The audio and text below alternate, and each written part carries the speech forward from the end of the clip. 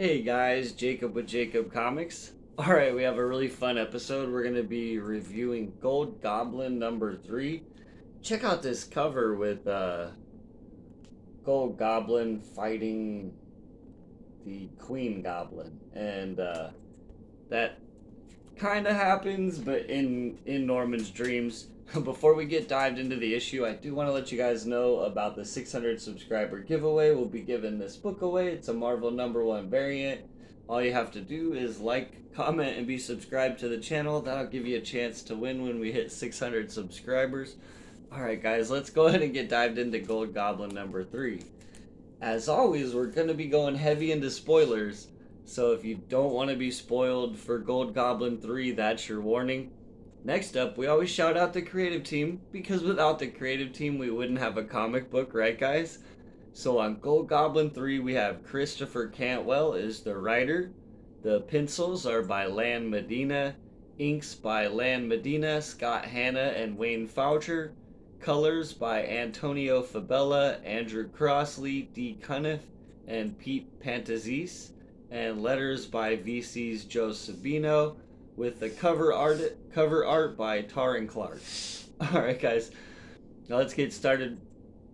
At first we're kind of in Norman's dreams, basically, and they're not going well. He's having a nightmare about the Queen Goblin, basically, and wakes up by that, and it's his grandson's birthday, Normie, and so he heads out to kind of take on some of the violence that's been going on in the city with the dark web that's going on, and all these inanimate objects coming to life and trying to eat people and bite them and stuff, right? And through this, he kind of has a little bit of a monologue. I'm gonna read some of it so you guys can kind of get an idea. It says, "No more sins, but the memories remain, along with the new and excruciating sensation of guilt. I sought the help of my old colleague, Dr. Ashley Kafka, thinking she could help me void the memories of every terrible thing I've done, all of them constantly replaying in my head. The cruel irony there is that she's now some vicious creature who calls herself Queen Goblin. All those sins of mine, the Beyond Corporation gave them to Ashley. Talk about a real cookie bouquet of beep. She is now pure, unmitigated corruption, mind, body, and soul. She wants to give me back my sins. I think they're slowly killing her, but I've got a better idea. Letting her die, because if she dies, I have a reason to believe my sins die with her. At least that's what the science I've recovered from Beyond tells me. One hitch. I can't find her. This limbo crisis certainly doesn't help matters. An hour ago, she nearly killed me. Now nothing. She's nowhere, hiding in the chaos of the city.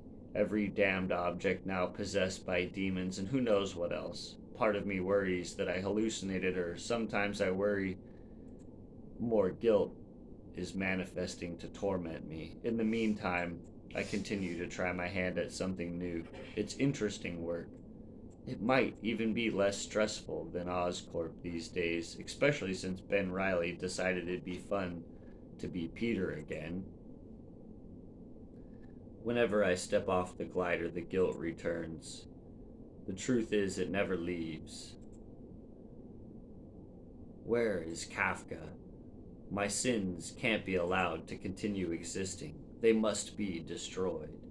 Even if I do sleep at times, it doesn't feel like it anymore. Alchemex is a corporate fortress, but my building has families, children. I paid some parents down the hall a few grand each to let their kids come to the party today. Normie deserves a real one. Limbo be damned. I promised Barb and the Oscorp event planners some serious bonuses to get this up and running today. Cakes, favors, presents, games, special parties, guests."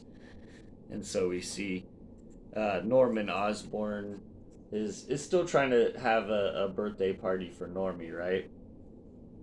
And while the birthday party is going on, we have a unexpected entry of none other than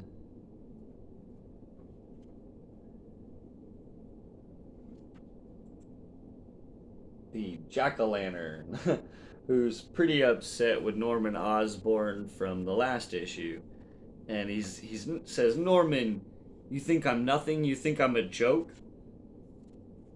And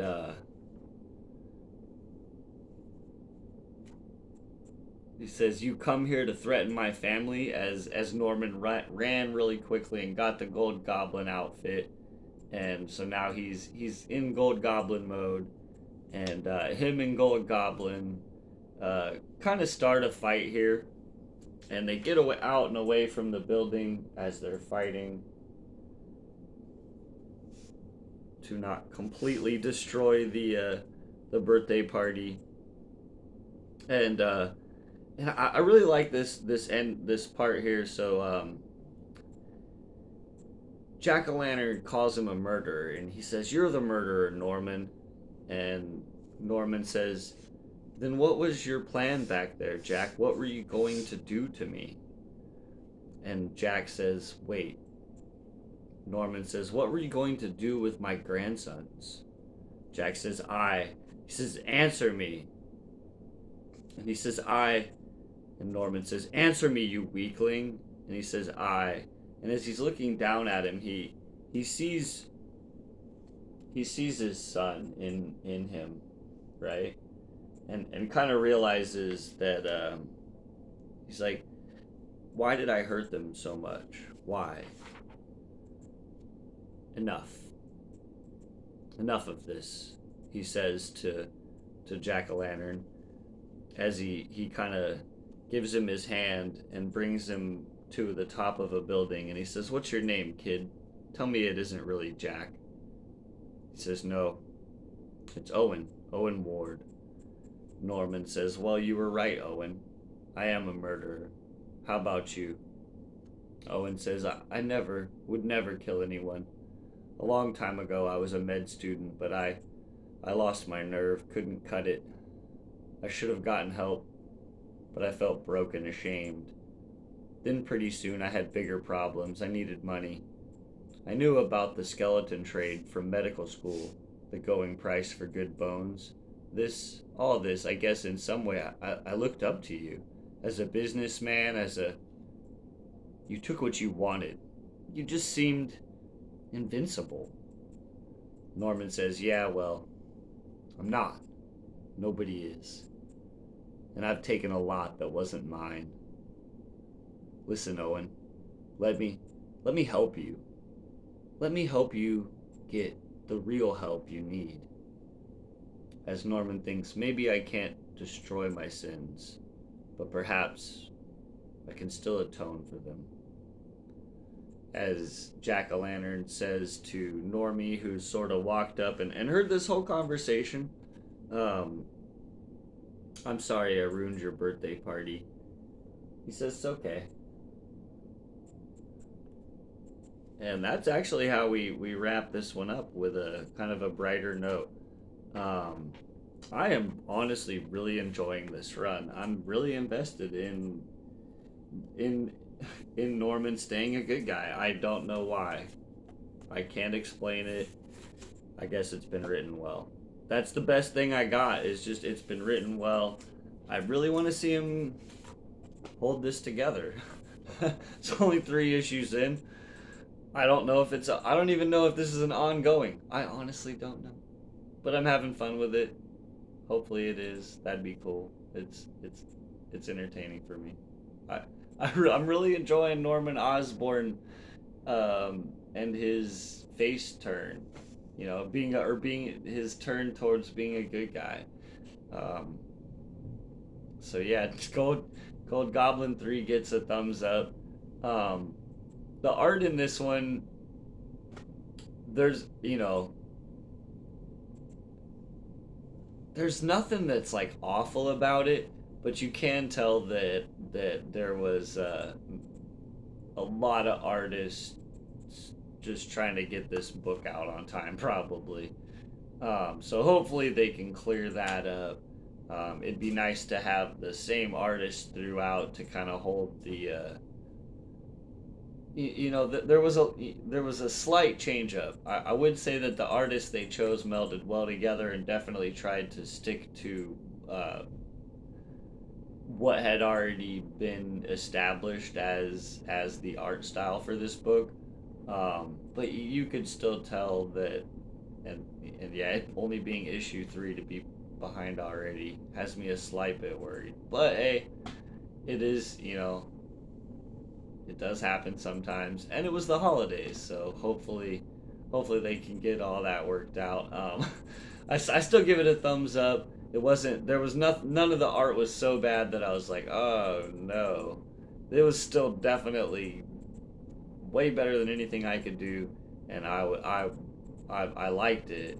It just nothing like blew me away, you know what I mean? And then kind of switching between the three, I was like, would have been nice if just one of these people had drawn the whole book. I guess that's the best way to put it. No one let down or anything. Just would have been nicer to have the same art throughout. But that's like I'm gonna last time on this. But they did meld well together, so it wasn't there was nothing strikingly different. Okay. All right, that's what I have. Gold Goblin 3 gets a thumbs up. It's pretty fun. Cantwell's telling a good story. I gotta give it the thumbs up. All right, guys, that's what I have. Remember, if you watch this far into the video, you like this kind of content, hit the like, comment, and subscribe. Helps the algorithm. We'll see you guys tomorrow or next time, and have a great day.